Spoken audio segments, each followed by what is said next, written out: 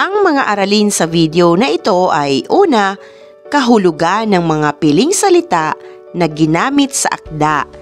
Ikalawa, abstract ng isang journal ni Joel Costa Malabanan.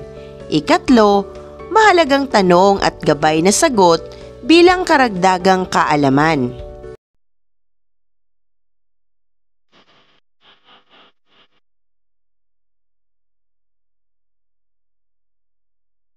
Dumako tayo sa unang bahagi, ang talasalitaan.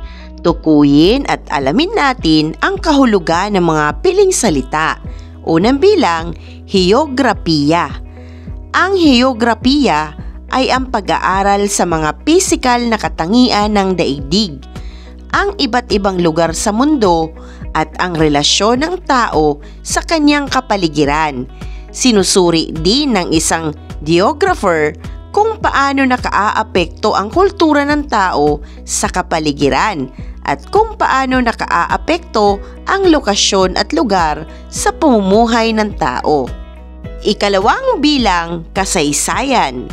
Ito ay ang pag-aaral at pagsusuri sa mga pangyayari, mga taong namuhay at mga kaganapan na nagdaan sa nakaraan. Ikatlong bilang, lagom.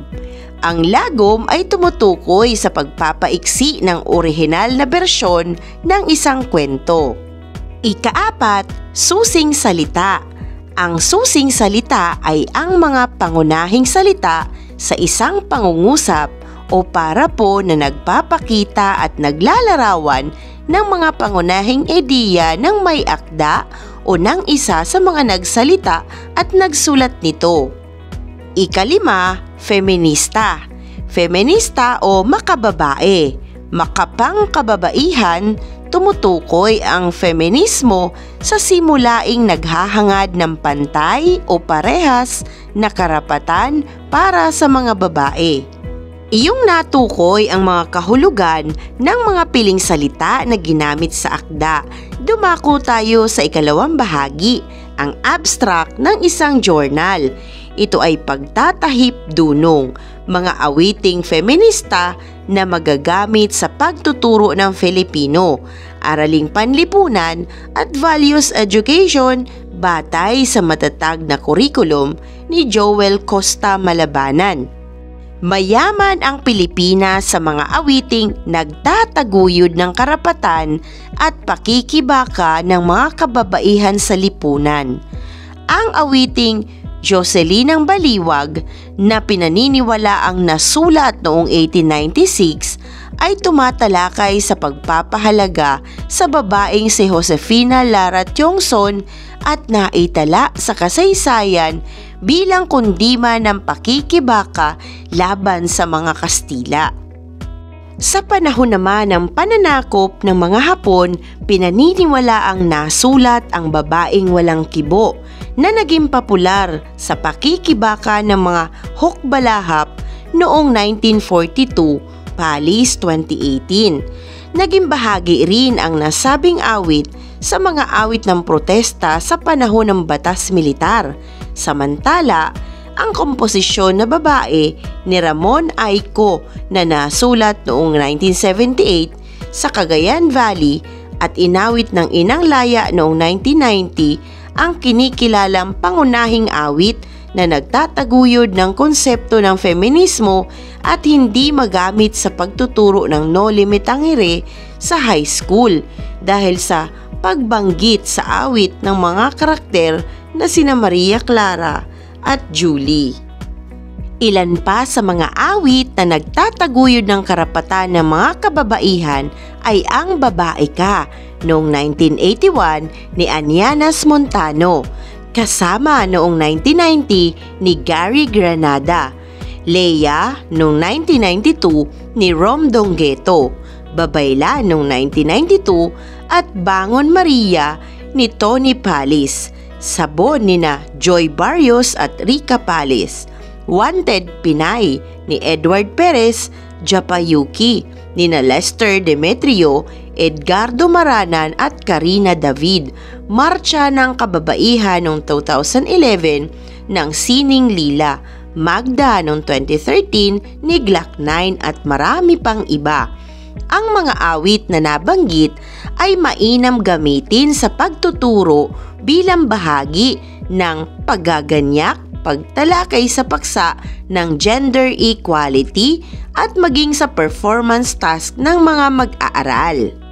Sa pamamagitan ng pedagohiya ng pagtatahip-dunong o ang paghihiwalay ng bigas o makabuluhang paksa sa mga bato at ipa o mga maling nakagisnan at kolonyal na sistema sa edukasyon.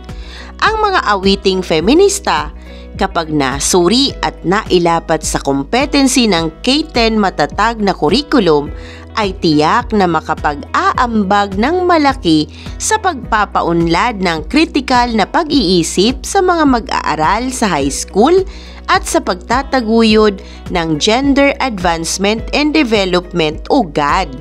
Kaugnay ng pagtuturo ng Filipino, ang araling panlipunan at values education, ito ang pangunahing layunin ng papel kasabay ng pagsusuri kung gaano nga katatag ang bagong kurikulum na inilunsad ng DepEd noong Agosto 10, 2023. Iyong napakinggan ang teksto. Dumako tayo sa mahalagang tanong at gabay na sagot bilang pagsusuri. Tukuyin natin at alamin ang mga sagot sa tanong na narito. Unang tanong, ano ang ibig sabihin ng salitang feminista? Ano ang ambag nila sa panitikang Pilipino?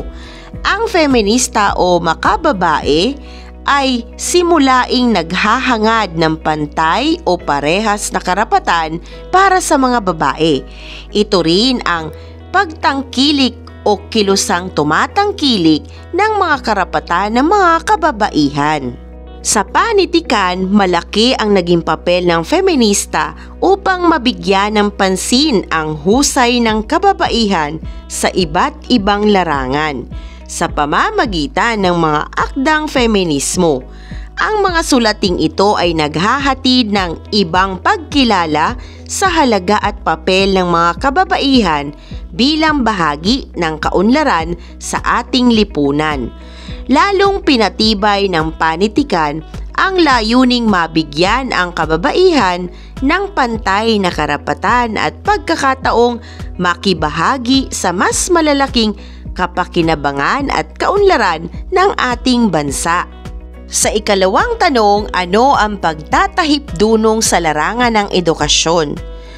Ang maaari mong gabay na sagot ay ang pagtatahip-dunong ay tawag sa paghihiwalay ng makabuluhan sa mga hindi makabuluhang pamamaraan sa sistema ng ating edukasyon dulot ng mga Thomasites na ginamit ang edukasyon upang sakupin ang ating lahi sa isip, salita at gawa mula pa noong 1900s. Ikatlong tanong, papaano nakatutulong ang mga feministang awit sa pagtataguyod ng GAD? Ang maaari mong maging gabay na sagot ay ang mga feministang awitin ay nagpapahayag ng saloobin ukol sa kababaihan na ipapaliwanag nito ang halaga at papel nila sa lipunan, na ipapahayag din ang mga hinaing at mga karanasang hindi maganda dahil sila ay isang babae.